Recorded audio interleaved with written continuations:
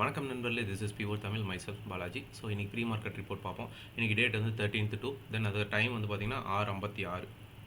Pre market report பார்க்கறதுக்கு முன்னாடி US market conditions, Asian market கண்டிஷன்ஸ்லாம் எப்படி இருந்தது அப்படின்னு பார்ப்போம்.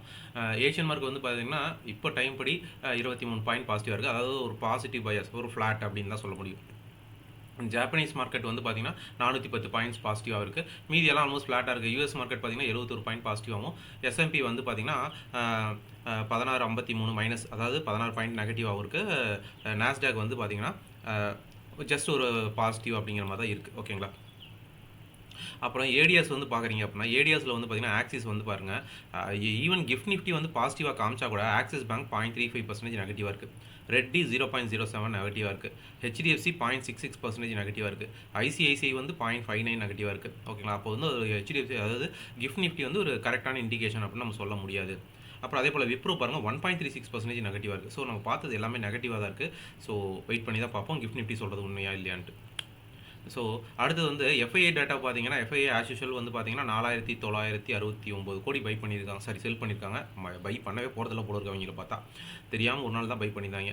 எஃப்ஐஐஸ் வந்து 5000 கோடிக்கு வந்து செல் பண்ணியிருந்தாலும், டிஐஎஸ் வந்து பார்த்தீங்கன்னா 5900 கோடி வந்து பை பண்ணியிருக்காங்க. ஏன்னா மந்த்லி லோ வரைக்கும் நேற்று வந்துருச்சு நிஃப்டி. ஸோ அதனால் பம்ப் பண்ணி தான் அவனும், புஷ் பண்ணி தான் அவனு மார்க்கெட். இல்லைனா நெகட்டிவ் சென்டிமெண்ட்டாக இருந்தாலும் மந்த்லி லோக்கு கீழே போயிடுச்சுன்னா அது ரொம்ப மோசமாக போயிடுங்கிறதுனால தான் மார்க்கெட் அங்கேருந்து பம்ப் பண்ணி தென் அதுக்கப்புறம் மேலே கொண்டு வந்தாங்க. ஓகேங்களா. தென் அடுத்தது ஃபஸ்ட்டு வந்து ரைட்டர்ஸ்லாம் எங்கே இருக்காங்கன்னு பார்த்துட்டு தென் அதுக்கப்புறம் நம்ம டெக்னிக்கலாகவும் பார்ப்போம். நிஃப்டியை பொறுத்த வரைக்கும் நிஃப்டி வந்து எதாவது கீ ரெசிஸ்டன்ஸ் வந்து பார்த்தீங்க அப்படின்னா 23500 அப்படிங்களா. 24000 அது பெரிய லெவலு. அடுத்து 23500, 23600 அடுத்தது. அதே மாதிரி மேக்ஸிமம் கால் ரேட்டிங் எங்கே இருக்குன்னு பார்த்தீங்கன்னா 23000, 23600, 23500. ஓகேங்களா. கால் அன்வைண்டிங் வச்சுருப்பாங்களே, ஆல்ரெடி ஹோல்ட் பண்ணிட்டு இருக்காங்க இல்லையா, அவங்க வந்து 23900, 24000, 23800. ஸோ அவங்க அங்கே வச்சுருக்காங்க. இது வந்து கால் ஆப்ஷன் டேட்டா ஓடுது. ஓகேங்களா. பார்த்தீங்கன்னா தெரியும் உங்களுக்கு டயக்ராமில். தென் அதே போல் நிஃப்டி புட் ஆப்ஷனில் பார்த்தீங்க அப்படின்னா கீ சப்போர்ட்டாக என்ன இருக்க போதுன்னா 22500. தென் அதே போல் அது ஃபாலோட் பை 22700, 22800. ஓகேங்களா.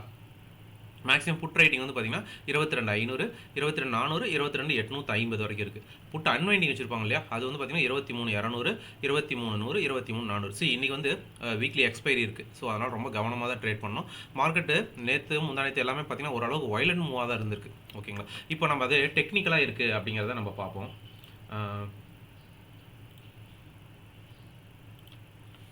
டெக்னிக்கலாக நிஃப்டியோடது பாருங்களேன், 23500ன்னு சொன்னல, 23500ங்கிறது வந்து பார்த்தீங்கன்னா அது வந்து ஒரு வீக்லி, அதாவது மந்த்லி சிபிஆர். அதுக்கு மேலே போச்சுன்னா 600ங்கிறது இதை உடச்சா தான் மார்க்கெட் மேலே போகுது. 24000ங்கிறது மேக்ஸிமம் வச்சிருக்காங்க, பொசிஷன்ஸ் வச்சிருக்காங்க. அதே போல் கீழே பார்த்தீங்கன்னா இந்த மந்த்லி லோ உடைக்கக்கூடாதுங்கிறதுக்காக இது அங்கேருந்து மறுபடியும் மார்க்கெட் பவுன்ஸ் பேக் பண்ணுச்சு. தென் மேலே போனால் கூட ரிஜெக்ட் தான் பண்ணியிருக்கு. ஒன்ஸ் இந்த டே ஹை, அதாவது எஸ்டர்டேவோட ஹையை பிரேக் பண்ணுச்சுன்னா மார்க்கெட் வந்து 23800க்கு போக வாய்ப்பு இருக்குது, சாரி 23300க்கு போக வாய்ப்பு இருக்குது.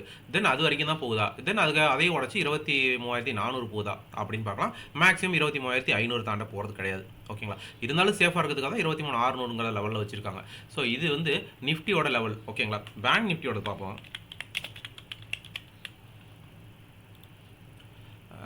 பேங்க் நிஃப்டியும் பாருங்கள், நேற்று வந்து ஒரு நல்ல பர்ஃபெக்டாக வந்து பார்த்திங்கன்னா இந்த இடத்துல ஒரு நல்ல பயங்கரமான செல்லிங்கு ஜென்ரேட் ஆயிருந்துச்சு. அந்த இடத்துல தான் ஹோல்ட் பண்ணியிருக்கு.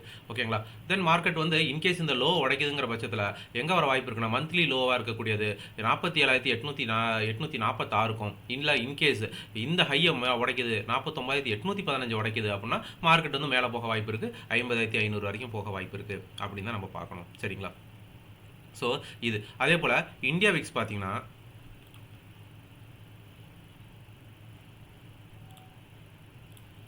இந்தியா விக்ஸ் பாருங்கள், ஜஸ்ட் ஸ்லைட்லி 0.17% மட்டும் தான் பாசிட்டிவாக இருக்குது. ஸோ அது அப்படியே தான் ஹோல்ட் பண்ணிட்டு இருக்கு. ஏன்னா மார்க்கெட் வந்து கீழே இருந்து வந்து மறுபடியும் மேலே போச்சு. மேலே போய் அகைன் வந்து லேட் ஆஃப்டர்நூனில் பார்த்தீங்கன்னா ஒரு செல்லிங் ஜென்ரேட் ஆச்சு. ஸோ அதுபடி பார்த்தீங்கன்னா மார்க்கெட் கீழே தான் வந்து அப்படியே முடிஞ்சுது. ஸோ பொறுத்து வந்து பார்ப்போம் என்ன நடக்குதுன்னு. அப்புறம் அதே போல் பேங்க் நிஃப்டி பார்த்தீங்கன்னா, பேங்க் நிஃப்டியோட ஆப்ஷன் டேட்டாஸ் பார்த்தீங்கன்னா கீ ரெசிஸ்டன்ஸ் பார்த்தீங்கன்னா நான் முன்னாடி சொன்ன மாதிரி 51000ம் 50000ம் இருக்க போகுது. ஓகேங்களா. தென் அதுக்கப்புறம் 50500. மேக்ஸிமம் கால் ரைட்டிங் வந்து பார்த்தீங்கன்னா 51000, 50000, 48000. மேக்ஸிமம் கால் அன்வைண்டிங் இருக்கும் இல்லையா, ஆல்ரெடி வச்சுருப்பாங்க இல்லையா. ஸோ அவங்க வந்து பார்த்தீங்கன்னா 51500, தென் அப்புறம் 50500, 50700. ஓகேங்களா. மேக்ஸிமம் வந்து பார்த்தீங்கன்னா 47000 அப்படிங்கிற மாதிரி இருக்குது.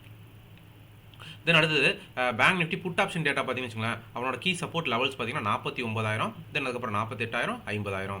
தென் அடுத்தது மேக்ஸிமம் புட் ரைட்டிங் எங்கே இருக்குன்னு பார்த்தீங்கன்னா, நான் 48,800, 48,700 மேக்ஸிமம் புட் அன்வைண்டிங் இருக்கும் இல்லையா, அது வந்து 50,000, தென் 50,200, 50,100 அப்படிங்கிற மாதிரி இருக்குது. ஓகேங்களா. புட் கால் ரேஷியோ படி பார்த்தீங்கன்னா, ப்ரீவியஸாக இருந்தது கிளைமேட் 0.75க்கு போயிருக்கு. ஓகேங்களா. ஜஸ்ட் மார்க்கெட் மேலே லைட்டாக அப்படிங்கிற மாதிரி இருக்குது. ப்ரீவியஸாக வந்து 0.69 இருந்துச்சு. ஏன்னா 0.5 கீழே போயிடுச்சுன்னா மார்க்கெட் பேரி சென்டிமெண்ட்னு அர்த்தம். ஸோ 0.75ங்கிறது ஜஸ்ட் கொஞ்சம், அதாவது ஜென்ரலாக வந்து 0.7 to 1 அப்படிங்கிற மாதிரி இருக்கும் லெவல். 0.75 அப்படிங்கிற மாதிரி இருக்குது. ஸ்லைட்லி புல்லிஷ் அப்படிங்கிற மாதிரி தான் இருக்க மாதிரி இருக்குது. பொறுத்து இருந்து தான் பார்க்கணும் மார்க்கெட் சஸ்டைன் ஆகுதா இல்லையா அப்படிங்கிறது. இன்றைக்கி வீக்லி எக்ஸ்பைரி இருக்குது, மறுபடியும் சொல்கிறேன்.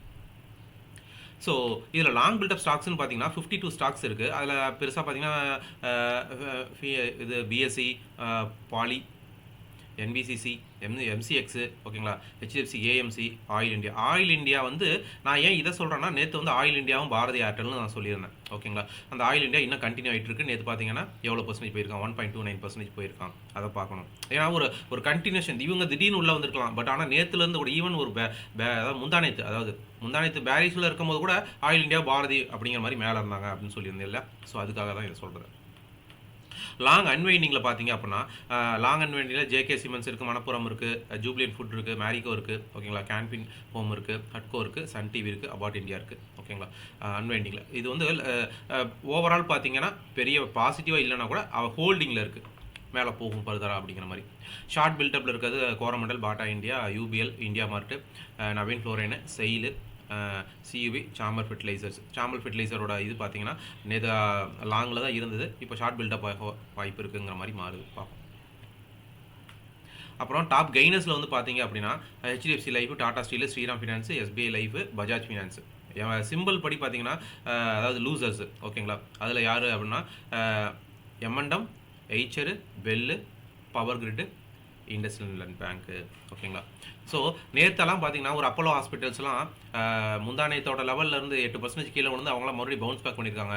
ஓகேவா. ஸோ அந்த மாதிரி சில ஸ்டாக்ஸ் நேற்று டிக்சன்ஸ்லாம் வந்து பார்த்தீங்கன்னா, டிக்சன் வந்து மார்னிங் வந்து 5% ஃபால் ஆகி, தென் அந்த 5% ரெக்கவர் ஆகி, தென் அதுக்கப்புறம் 150 பாயிண்ட்ஸ் வரைக்குமே பாசிட்டிவான மாதிரிலாம் இருக்குது. ஸோ ஸ்டாக்ஸ் ஃபோக்கஸ் பண்ணுங்கள். இந்த மாதிரி விஷயங்களை தெரிஞ்சுக்கணும்னு நினச்சா, என்னோட டீமில் ஜாயின் பண்ணணும்னு நினச்சா, என்னோட வாட்ஸ்அப் நம்பர் கீழே இருக்கும், நீங்கள் வந்து ஜாயின் பண்ண ட்ரை பண்ணுங்கள்.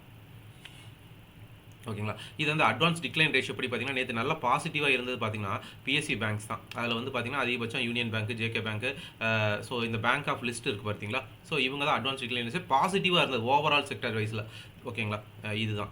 தென் அதே போல் நெகட்டிவாக இருந்ததுன்னு பார்த்தீங்க அப்படின்னா ஆட்டோ செக்டர் நெகட்டிவாக இருந்தது. அது வந்து 0.74. தென் அதே போல் ஃபார்மா செக்டரும் நெகட்டிவாக இருந்தது. இது அதுக்கு அடுத்தது செக்டராக.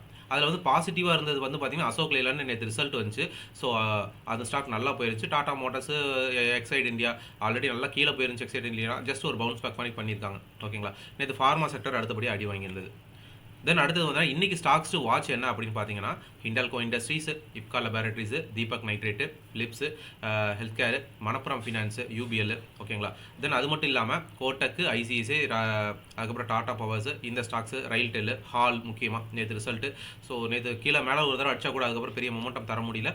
ஸோ இன்றைக்கி அதோட மொமெண்டம்ஸ்லாம் எதிர்பார்க்கலாம். ஸோ இந்த ஸ்டாக்ஸ்லாம் நம்ம இன்றைக்கி வாட்ச் பண்ணணும். ஓகேங்களா.